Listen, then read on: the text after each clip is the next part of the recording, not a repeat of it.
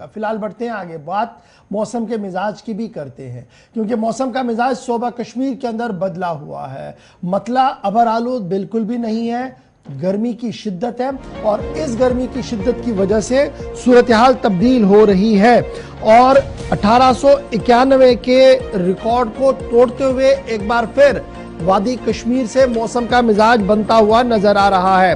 बड़ी खबर हम आपको बता रहे हैं कि जिस तरीके की शिद्दत की गर्मी हो रही है उससे मेवा सन्नत को एक बड़ा झटका लग सकता है। एक तरफ से मेवे को नुकसान हो सकता है, मेवा सन्नत को नुकसान हो सकता है, दूसरी तरफ से जो फसलें इस वक्त तैयार हैं, खेतों के अंदर जो फसल तैयार है और बारिशों का न होना है, उससे भी एक बहुत बड़ा नुकसान जो है वो हो सकता है। माहिरीन के मुताबिक अगर सूरत हाल इसी तरीके की रही तो सेब की सन्नत को एक बड़ा झटका लगता हुआ नजर आ रहा है। इधर इब्तिदाई रिपोर्ट्स के मुताबिक जो लगातार खबरें हम आपको दिखा रहे हैं और बता रहे हैं, उसके मुताबिक आने वाले अभी 5 से 6 दिनों तक मौसम का मिजाज इसी तरीके का रह सकता है और कोई भी तब्दीली इसमें मुमकिन नहीं है।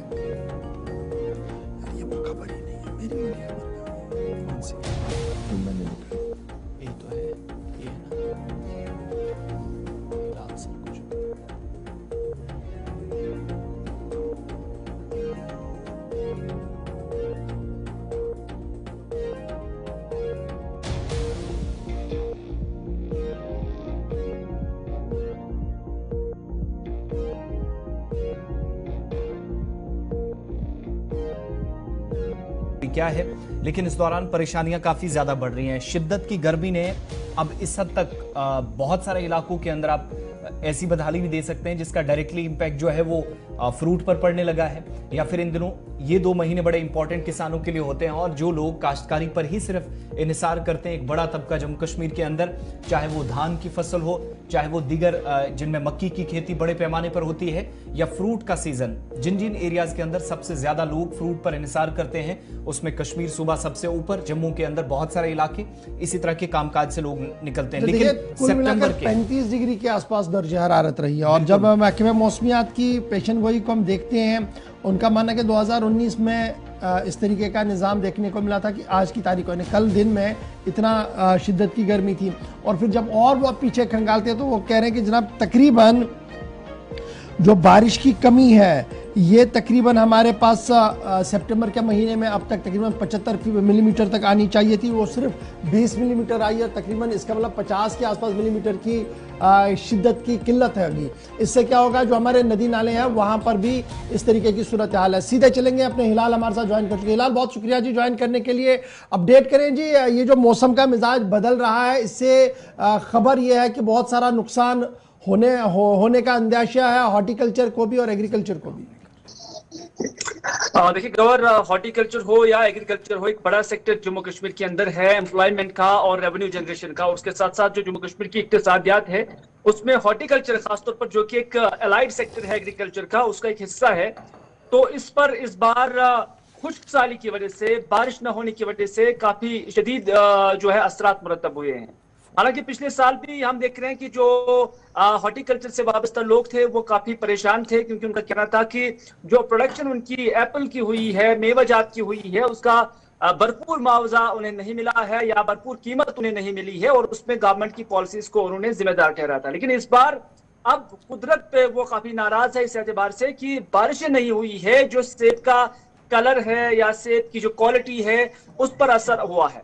दूसरी बात यह कि जो एग्रीकल्चर सेक्टर के अंदर चाहे हमारी सब्जियां हैं और उसके साथ साथ धान की फसल है, उसको भी नुकसान पहुंचा है। लेकिन उसके लिए वह सिर्फ कुदरत को ही जिम्मेदार नहीं ठहरा रही हैं, बल्कि एडमिनिस्ट्रेशन को भी किसी हद तक जिम्मेदार ठहरा रहे हैं, इस एतबार से कि जो हमारे नदी नाले हैं जहां से आपाशी की नहरें निकलती हैं, वहां पर जो एक्सट्रैक्शन हो रही है रेत की, बजरी की, वो अनसाइंटिफिक तरीके से हो रही है। उससे क्या हो जाता है कि जो उसके शाखें निकलती हैं, जो नदी, इन बड़ी नदियों से जो छोटी छोटी जो स्ट्रीम्स निकलती हैं, उनका जो लेवल है वो काफी अप हो गया है, जबकि जो मेन सोर्स है उसका लेवल डाउन हो गया है। उसकी वजह से क्या हुआ है कि पानी इन छोटी छोटी नदियों में नहीं आता है, इन छोटी छोटी स्ट्रीम्स में नहीं आता है।